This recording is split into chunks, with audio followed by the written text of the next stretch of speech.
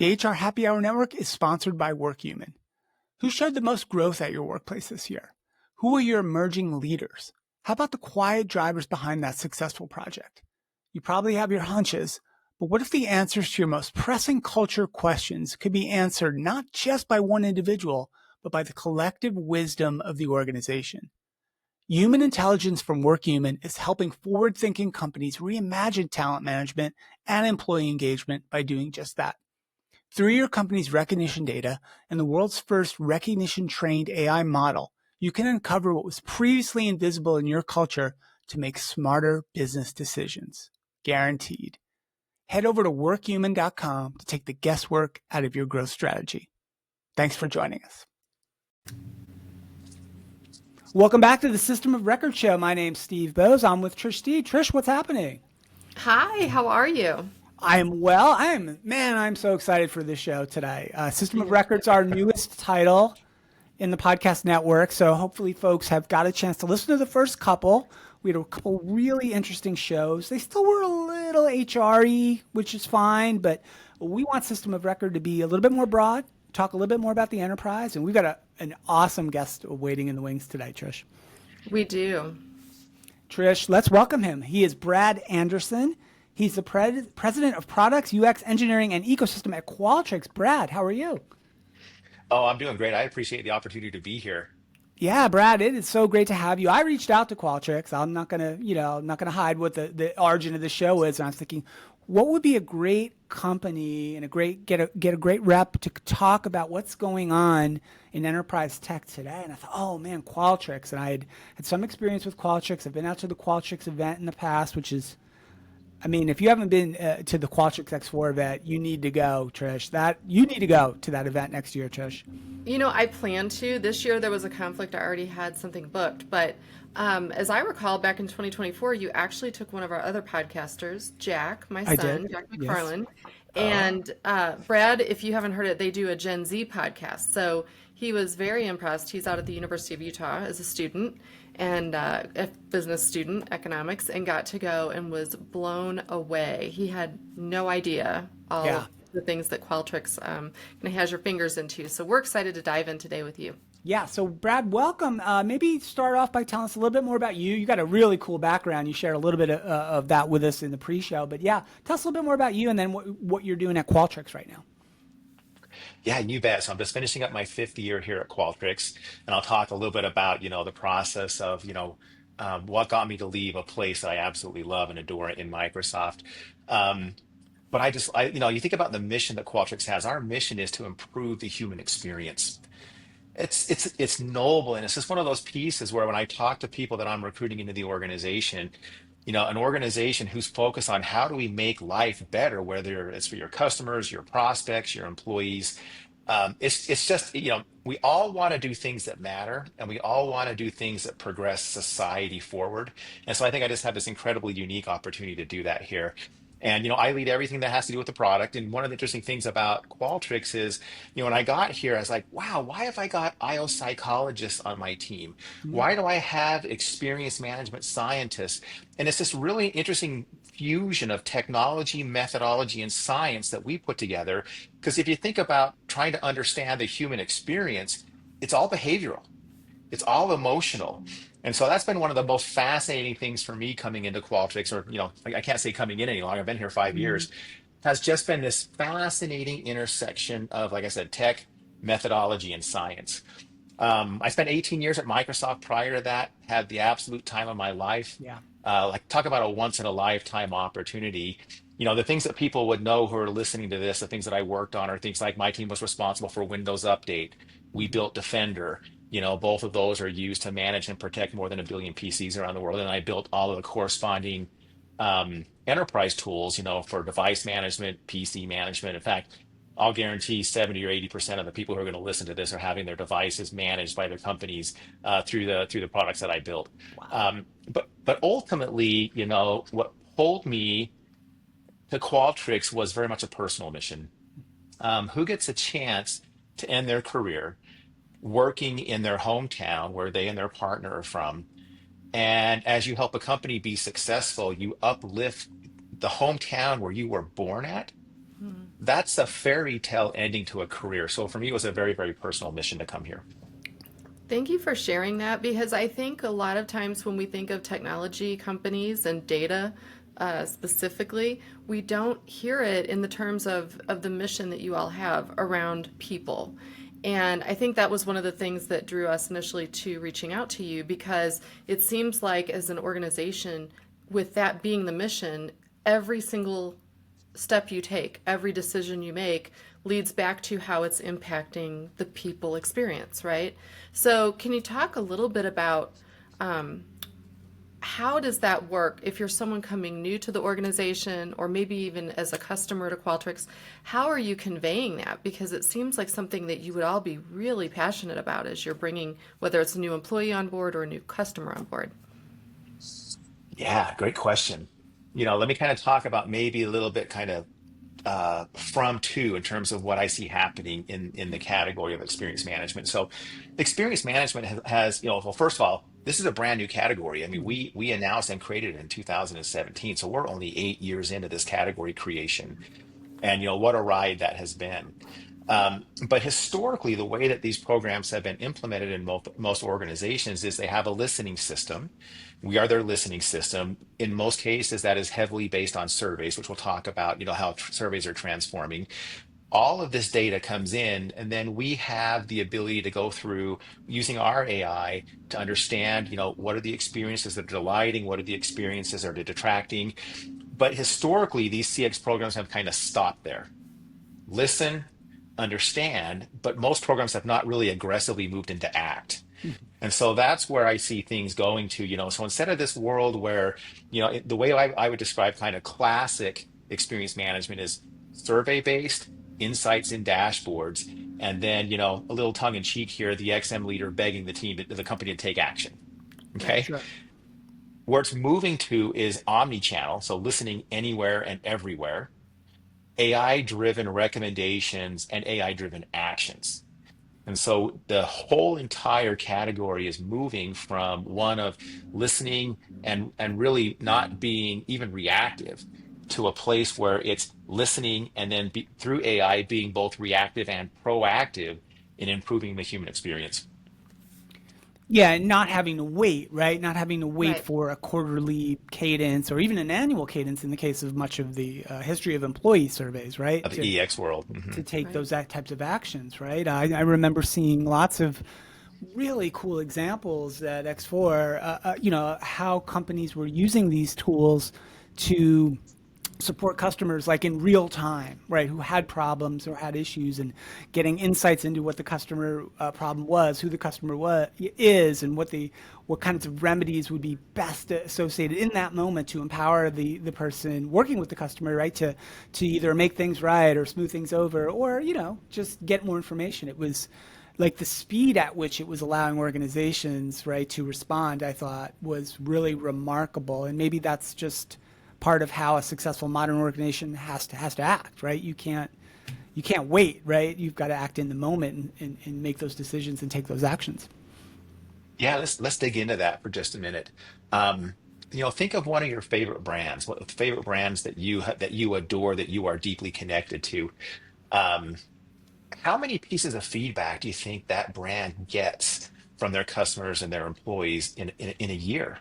Mm-hmm. Any B2C organization is getting back tens of millions of different pieces of feedback, right? The feedback comes in surveys, the feedback comes in the form of calls and chats with Mm-hmm. the call center, the feedback comes in the forms of reviews and social media. And so, I mean, the numbers are just astounding as I take a look at the number of different pieces of feedback that these companies we work with bring in. Like, it's not uncommon for me to see 50, 100, 125 million different pieces of feedback in a single year per brand. Now ask yourself this question. What percentage of those does the customer actually or the employee get a follow-up where that feedback, the loop is closed? Yeah. And what do you think that percentage is? I would I, just say really low, right? 15 maybe. Yeah. I'm guessing there. Yeah, you're being way generous. Low single digit. Um, and it's not because organizations don't want to do it. They just don't have the Yeah. capacity. They don't have the Mhm. human capacity. It's physically impossible to follow up with 100 million different pieces of feedback that come in. right? And this is where AI, and specifically agentic AI, is just going to transform everything, because you're going to have a set of digital autonomic agents now that are going to be able to act just like your human agents, but be able to do it at a scale that's never been possible before, right? And so there's all this work that's happening in the industry right now, both on the customer and the employee side, about how do we automate so we can take action in the moment in real time. The thing that we've got to make sure that we do is automate in a way that improves the user experience, not automate in a way that degrades it. Whether me as an employee, me as a customer, I don't want to be automated. I want Right. to be served, and I want to be served in a very, very personal way. And so that's where some of the work that we have done for the last decade in understanding the human experience, understanding the human emotion, gives us a unique opportunity to say we can help organizations build these agentic solutions in a way where we can show them and help them make sure that the digital agents are acting as good, if not better, than their best human agents. Yeah. I think that really goes to um, addressing some of the fears maybe that we would have had, say, 10 years ago, right? When we were looking at all of our data, being in human resources or being in the C-suite at all, and you knew you had all of this data. You definitely understood you could not respond to everything. It just wasn't practical. But it was very scary as like, how are we going to come up with a way to do this? I like now that it's not been that many years. Now we're right there where we actually can act on those. And maybe talk Mm-hmm. a little bit about whether that's positive feedback we're getting or negative, because I know as humans we tend to really kind of blow up the negative ones, right? And put a lot of focus there. And we sometimes miss many of those little positive reinforcements. How does Qualtrics think when it comes to both positive and negative feedback that you're getting? Yeah, so let's dig into a little bit about how the technology works. I think when most people hear the name Qualtrics, I think what comes to mind is, hey, this is a survey company. And that's certainly where we had our roots at, where we had our start. Okay. Yeah. But I'll give you some numbers to help you understand just how rapidly the way that we're serving customers is changing to expand well beyond surveys. Okay, now I'll come in and talk about how we identify the positive and the negative and take action. In 2024, we had just over 1.2 billion surveys come back to us to be analyzed. Quick back of the napkin math, the average survey has 14 and a half questions in it. In 2024, we had close to 17 billion human answered questions that came back to us to be analyzed. Okay. Fascinating data point here. On average, every 60 seconds, the next button on a Qualtrics survey is clicked 50,000 times. Wow. Okay. So I'll come back and talk about that, because talk about an opportunity to close the loop. Yeah. Right. And people always ask me, are surveys dying? Are people fatigued? Well, what we saw is a 16% growth in the number of surveys completed in 2024. So I'm seeing, double digit growth on a very, very large number. But here's the fascinating thing. If you take a look at the number of calls, chats, and social reviews that we brought down to analyze, it was 2.2 billion, and it Mm. grew 60% last year. Wow. Wow. And so what we see organizations doing are, listen, yes, we want to have solicited feedback coming back from surveys, but there's this wealth of, let's call it ambient data, that sits out, in the call center, with the chats, on the review sites, that, customers are telling you the good, the bad, the ugly about their experience. And so we're now able to bring all that information in, use one set of AI models to be able to look at all of that feedback. Now, the way the technology works is, as all this unstructured feedback comes into us, we look at every single sentence. We identify what is the person's intent. We look for 53 different emotions, then the intensity of that emotion. Then we look for how much effort is being put forward and the intensity of the effort. So think about what we're able to do. We can take a look at any interaction or any kind of a post that an individual has had, and we can tell you, are they feeling joy? Are they feeling fear? Are they feeling frustration, anger? And to what extent? How big? Right. And so what that allows an organization to do now is now have an understanding, and then be able to put actions, automated actions in place that says, hey, when a customer comes in and is having a very, very positive experience, here's the kind of things, or employees, the same thing. Hmm. Here's the things to go do. Boy, express appreciation, tell them how much we love that they love the brand. From a marketing standpoint, if someone is having a wonderful experience, that's a great opportunity to try to upsell. Sure. Then on the other side of it, which is what gets talked about more than often than not, is if there's a poor experience, well, how poor? Someone can be mildly frustrated or they can be really ticked off. And you would want to have two different tones, two different actions. And so our ability to be able to take a look and understand the emotion that they're feeling and how intense it is on a 10-point scale. Same thing with effort. It just gives organizations a much clearer picture of what is happening, where they can go make progress. And now, as we're coming into these agentic solutions, what they can do to take the right action and do it in a personalized way. And Steve, that's one of the things you mentioned in some of your opening comments. You talked about mass personalization. Yeah. It is a massive challenge if you think about any B2C organization or any B2E, organization with their employees that is at scale. How in the world do you personalize at that kind of scale in real time? And that's where AI and the things that we do at Qualtrics really come into play. Yeah, Brad, I think that's a great point because we're seeing this in the consumer world, right? With the scale of the amount of data that's coming in. We're seeing that in the HR world, right? I was reading this morning or yesterday about another tool that's out there for job seekers and lets them apply to literally thousands of jobs in a week, say, right? And maybe more. And so organizations are seeing that on the hiring side right now, like just getting inundated with thousands, maybe even tens of thousands of applications, right? Which are it's very challenging, right, to sort through and certainly to respond to them all, right? For much the same Yeah. way that And it's thousands in a day. yeah, It's unbelievable how many come in. yeah, and I feel for them, honestly. I feel for them because they don't all have these kinds of tools available to them to really help them sift through. It's almost as if the job seekers technology is getting ahead of many of the organizations' technology, right? To analyze the applications and sort them and rank them and respond to them. But that's maybe another story, Trish, another show we could do.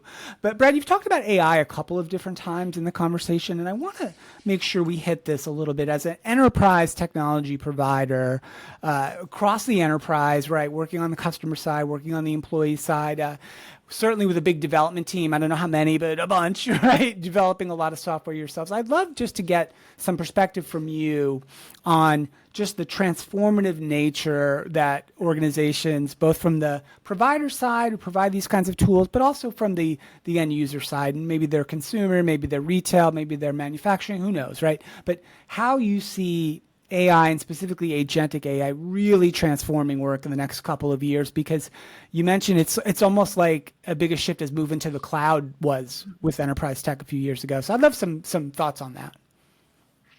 Oh wow, you're gonna get me started. I'm not gonna know where to That's stop on okay. this one.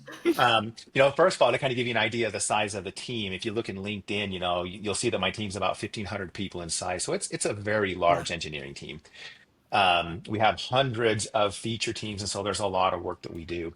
So first of all, as we talk about AI, let's start with what am I seeing being adopted, and what am I seeing as kind of the speed bumps or the friction that is Yeah. being put in place, and then we can go into some specific examples of what's being used and what the impact that organizations are seeing. You mentioned that this is a lot like the move to the cloud 10 years ago. I remember being at Microsoft in, 2012, 13, 15, when we were really just getting what now is known as Microsoft 365 built. And the number of times I would meet with a CIO or a chief security officer about moving to Office 365 or Microsoft 365, and the number of times I would hear something like, "Over my dead body, am I going to move my email and files into your cloud? I can protect it better." It's just unbelievable how much we heard that. But then when it flipped, everybody moved, and Yeah. now, if you're not in the cloud, you're a dinosaur, right? Even Right. the world's most heavily regulated organizations are in the cloud. So what I'm seeing with AI mirrors that, and so it's a platform shift, it's a platform transformation. And anytime you have a platform transformation, like, from on-prem to the cloud, organizations rightfully should make sure that they've got their questions answered, that their providers are vetted, because you are putting an awful lot of trust into the organizations that you're partnering with. And so I see a lot of scrutiny rightly being put in. Okay. Now, I will tell you that this move to AI is going to happen much, much faster than the move to the cloud did, right? We've had our AI capabilities in market for about a year, as I think about our generative AI, okay? Mhm. And we'll talk about agentic here in a minute. Our generative AI products have been into the market. And if I were to share with you the percentage of our customers who have upgraded to those SKUs and turned it on, it would blow your mind. And it would be 4 or 5 times what I would have guessed it would have been a year ago. Okay. Now, why is that? First of all, we have really tried to build what we call pragmatic AI.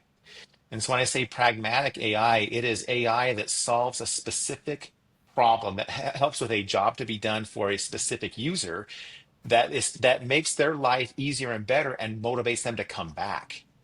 And so it's not a science project. It's like I'll give you one example. Think of the manager of any physical location that's serving customers. Could be a Mm, hotel, could be an airline, could be a quick serve restaurant. Think about how hard their jobs are. They are responsible for that location, massive turnover and change. They constantly have to be aware of what is happening in the competition. And if there's ever a break in the customer experience, they're expected to go solve it. Mhm. yeah. So what we have built is a solution that has been specifically built for them. And what that allows them to do is they can come into this experience. They can see everything that's coming back on the experience that customers and their employees are having at their location through surveys, as well as what's coming in from Google reviews and other review sites. Well, for the first time, they're getting that in one location. And then what we are doing is prioritizing using AI, the ones that they need to respond to. And when they click into, for example, somebody has posted something on Google review, we automatically come back with a recommended AI driven response, and they can accept that, or they can say, hey, make it a little bit more empathetic, et cetera, et cetera. And that's been in market now, for several months, and we're seeing incredible adoption. Okay. So that's the first thing is Mhm. I think organizations who are building pragmatic AI that solves a specific task, especially if it's a repetitive task for an individual and builds that into this end-to-end experience is going to see great adoption. They're going to see that very fast. And that's what we're seeing. Now, what I see in the friction is organizational leaders coming back and saying, "Hey, listen, the data that I'm going to put into your cloud is incredibly sensitive. I mean, think about what we do with healthcare organization and financial services. We have marital status, things that are happening with people's finances, healthcare. I mentioned that we had over 2 billion calls come through our system last year. Imagine the sensitive human data that we have in there." And so organizations want to do a deep dive and they want to understand, are you going to protect my data? Then what they ask is, are you going to use our data to train your AI? And Mhm. will that give some of my trade secrets to my competition? Mhm. And those are the right questions to Yeah. ask. Okay. To give you an idea, we did some research. Turns out we have a research tool at Qualtrics, and we went out and asked a bunch of chief security officers, hey, what do you think about allowing organizations, software providers, to use your anonymized and aggregated data to train their AI?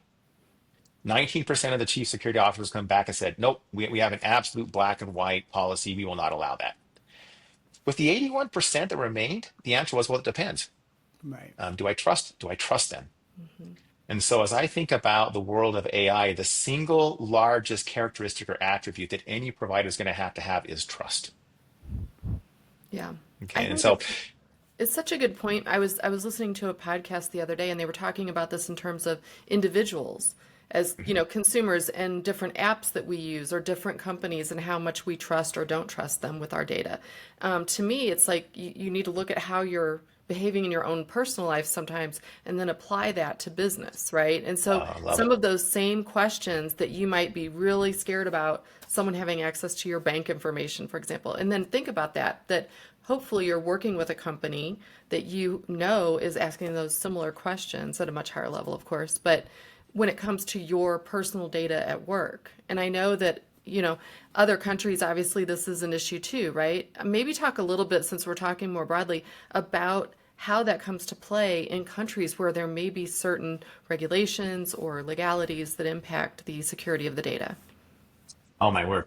And it's even more than impacting the security of the data. It's about protecting the privacy and the anonymity of the employees. And so let's just talk about Germany. What I tell my teams is if you can get permission and approval to be used in the employee experience world in Germany, you can get approval anywhere. Love It you that. know it is the hardest one to nail because you've got these worker councils. I love the idea of how the German market operates. You've got someone on the worker council that's sitting on the board and understands the health of the company, and I think it's just a very, very healthy way to do it. Um, And so let me give you some specific examples of what I see and how we see German companies using us. Mhm. So most companies in the employee experience world will have some kind of a policy around the lines of if 5 or 10 of the employees of a manager do not respond back to an engagement survey, we don't give them a personalized dashboard. Right. Wow. Okay. And so, Okay. think about that. Most frontline managers have somewhere between 5 and 10 direct reports. These frontline managers, brand new managers, are just learning how to do it for the first time. Yeah. And, probably need more help than in just about anybody else in the company. But say, you've got a policy that says if 5 of your 6 or 5 of your 7 reports don't respond, then you don't get a personalized dashboard. So I hear over and over again from customers things like, 80% of our managers never get a personalized dashboard because of this threshold. Hmm. Well, think of how AI changes that. With AI, let's say that a leader has 3 individuals give feedback.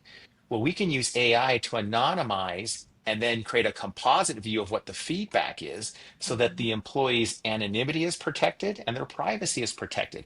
And what that does is that opens up the ability for all managers to see the feedback now, Yeah. Yeah, I love that. right? And so that's an example of things that we have done, whereas we've sat down with the Workers' Council and showed them how we're using AI to anonymize and to keep the anonymity there. Then we like, yeah, we love what you're doing and we're going to approve this. That's just one example.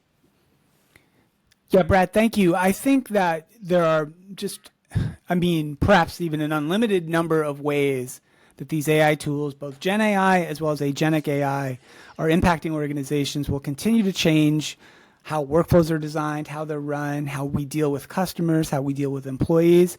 It's astronomical, and I think whether you compare this to the movement to the cloud, the adoption of mobile, or whatever.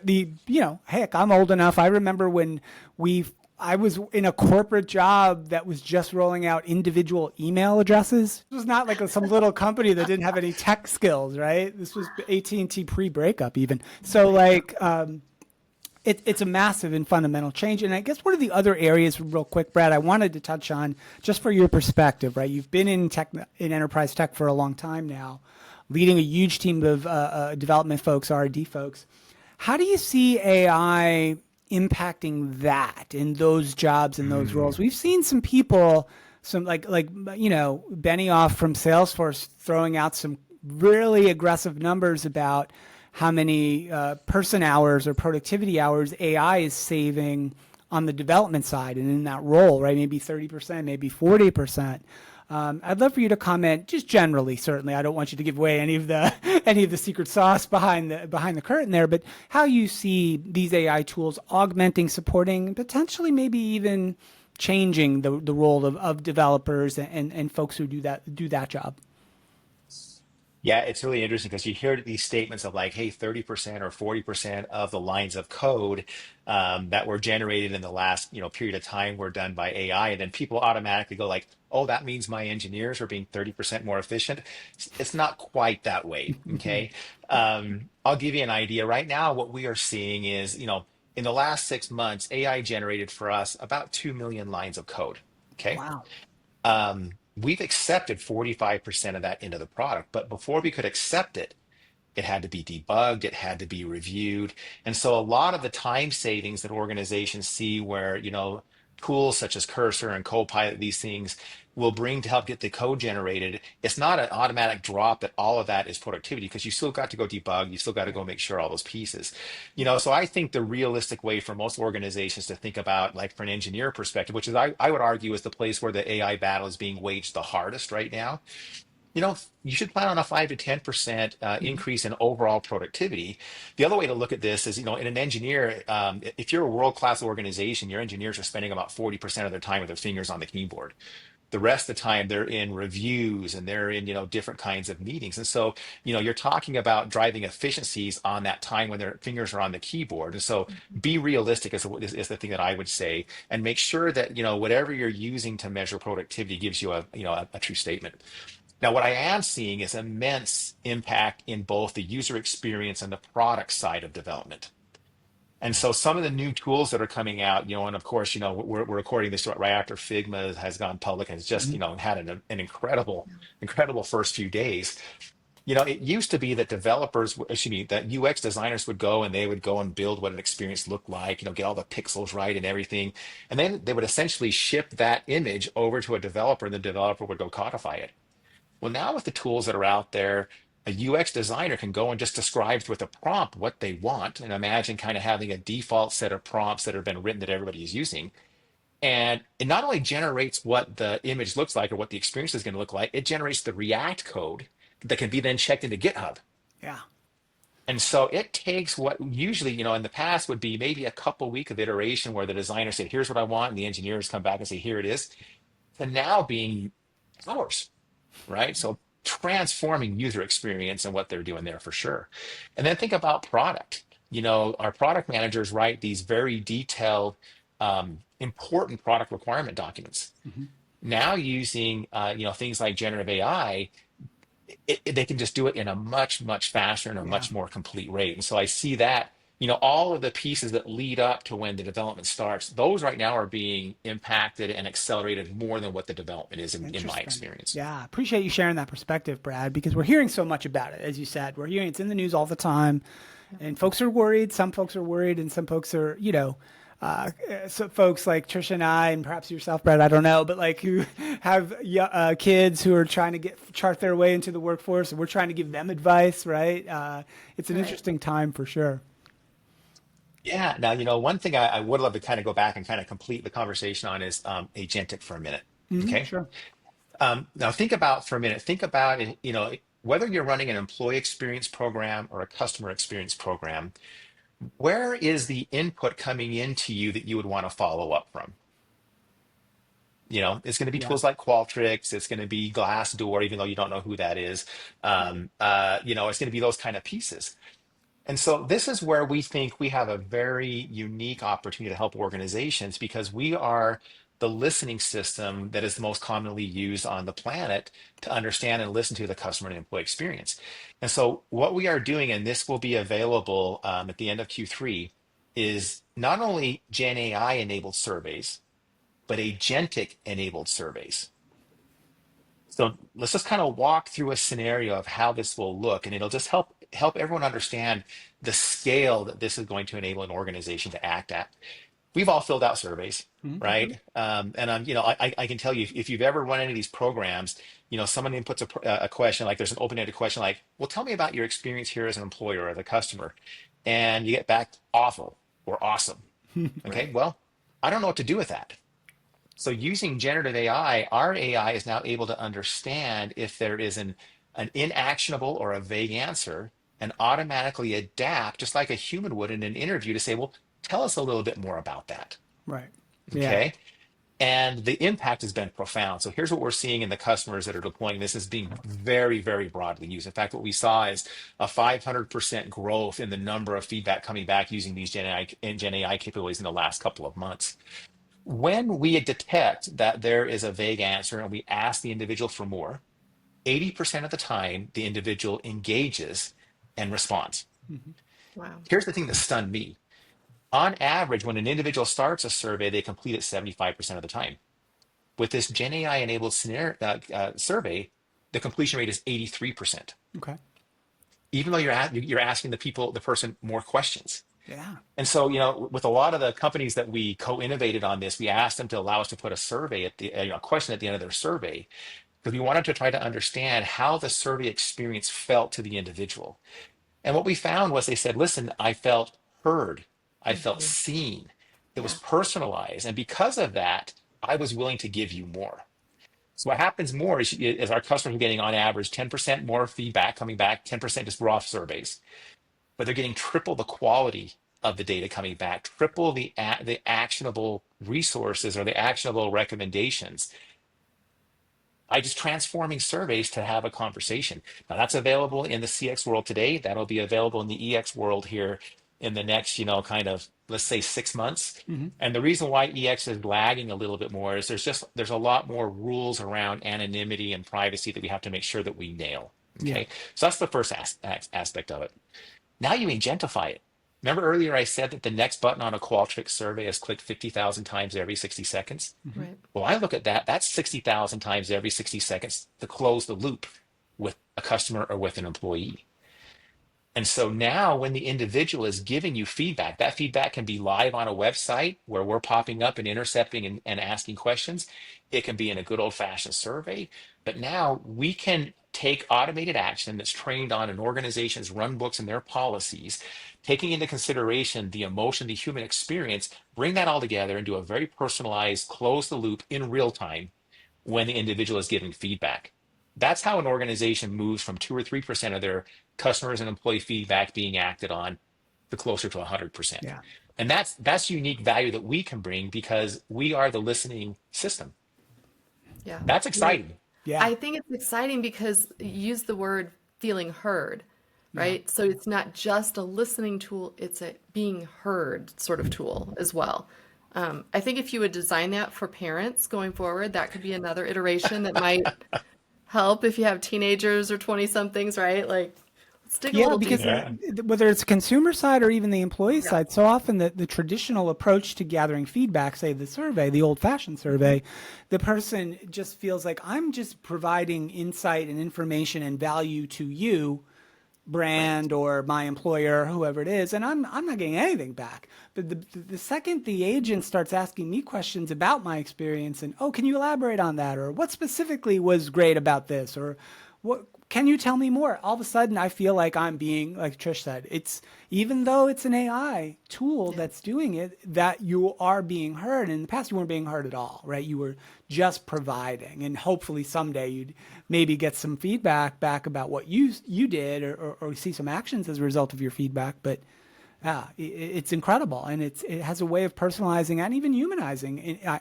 don't know if the word is ironic or not, but the technology really does that, I think. Yeah, we talk about one of our core missions is to make business more human. Yeah. And this is the way that we're doing that. It's remarkable. It's really rewarding. It's a lot of fun, the stuff that we're getting a chance to work on right now. Yeah, this is awesome stuff. I'll probably sort of wrap us here just because we could go for another hour, which is probably not fair to everybody today. But super conversation, Brad. We really appreciate you taking a little time out of your day to share both some of the things that are interesting that are happening at Qualtrics, your perspective on AI and enterprise tech, and also, honestly, your enthusiasm and your excitement about what you guys are doing there, which is palpable and it's contagious too, I think. So I love that. So thank you, Brad. It's been so great to talk to you. Appreciate the opportunity. Let's do it again. Yeah, for sure. Go to Qualtrics and learn more, by the way. Qualtrics has some of the coolest technology, biggest customers in the world. They throw one of the best events I've ever been to. Lots more there. And we'll link to some of the Qualtrics resources in our notes as well. So, Brad Anderson, thank you so much again. We really appreciate it. Trish, this was great. I'm telling you, I think the Qualtrics team is doing some remarkably cool things.